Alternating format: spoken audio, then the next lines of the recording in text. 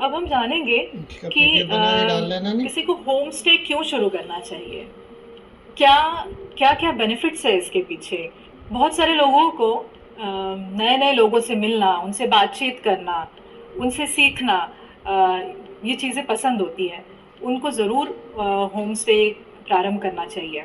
आपके प्रदेश की कोई अलग संस्कृति है, खान पान है, कलाएं हैं, लोक कलाएं हैं, लोक संगीत है, तो उनको अगर आप पर्यटकों का परिचय कराना चाहते हो तो आप इस होम स्टे से जुड़ सकते हैं।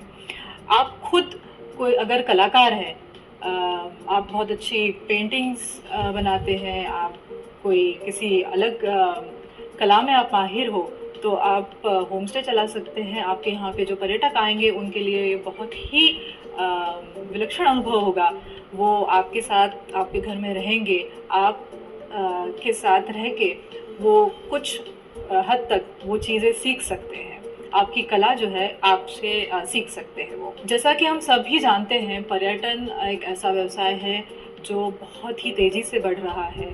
साथ ही तेज़ी से बढ़ते हुए पर्यटन व्यवसाय के साथ जुड़कर हम देश की एक ग्रोथ में सहभागिता अपनी दे सकते हैं। साथ ही अगर आप गृहिणी हैं, आपको पसंद है, आपके घर मेहमान आते हैं, आप उनके लिए उनका बहुत अच्छे तरीके से स्वागत करते हैं, और आप में वो आतिथ्य की भावना है, और आप घर से बाहर नहीं जा पा रही है किस कारण, और आप कुछ स्वयं का काम कर कर एक आय अर्जन करना चाहती है, तो आप होम स्टे का प्रारंभ कर सकती हैं।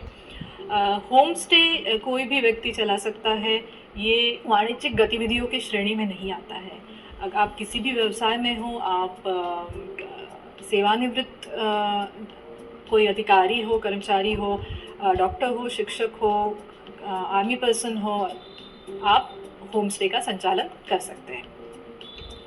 तो आइए हम अब जानते हैं कि होम स्टे का जो रजिस्ट्रेशन होता है वो कैसे होता है। अगर आपको आपका होम स्टे जो है उसको संचालन करना है उसका, तो क्या करना है। तो सर्वप्रथम आप ये मैं आपको बताऊं, ये प्रक्रिया जो है पूरी तरीके से ऑनलाइन प्रक्रिया है। एमपी ऑनलाइन के माध्यम से, कियोस्क के माध्यम से, या स्वयं आप MP online dot MP home stay की वेबसाइट पर जाके आपके होम स्टे का रजिस्ट्रेशन कर सकते हैं।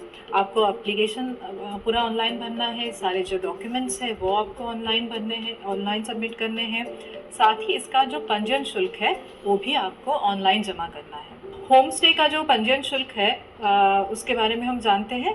होम स्टे जो श्रेणी है उसको तीन भागों में उसका उसको वर्गीकृत किया गया है: सिल्वर, गोल्ड और डायमंड श्रेणी। सिल्वर श्रेणी को 1000 प्लस जीएसटी इसका शुल्क है, आवेदन शुल्क। गोल्ड श्रेणी का 2000 प्लस जीएसटी, और डायमंड श्रेणी में 3000 प्लस जीएसटी शुल्क आकारा जाता है। सिल्वर, गोल्ड और डायमंड, ये तीन प्रकार आपके द्वारा होम स्टे में दी जा रही सुविधाओं को ध्यान में रखते हुए बनाए गए हैं। होम स्टे की सिल्वर श्रेणी की अगर हम बात करें तो उसमें आपको बहुत ही बेसिक जो सुविधाएं रहती हैं। अगर जब हम कहीं बाहर रहने जाते हैं तो हमें क्या चाहिए होता है कि एक साफ़ सुथरा रूम होना चाहिए, अच्छा बेड होना चाहिए, उस पर सारी जो लिनन यूज़ हो रहा है वो नीट एंड क्लीन होना चाहिए, हाइजीनिकली सारी चीज़ें मेंटेन होनी चाहिए, वेंटिलेशन प्रॉपर होना चाहिए, वहाँ पे वेल लिट होना चाहिए, और साथ ही एक साफ सुथरा बाथरूम होना चाहिए। बेसिक। गोल्ड श्रेणी में जब हम जाते हैं तो कुछ आप और उनको सुविधाएं दे सकते हैं, जैसे जो रूम साइज है वो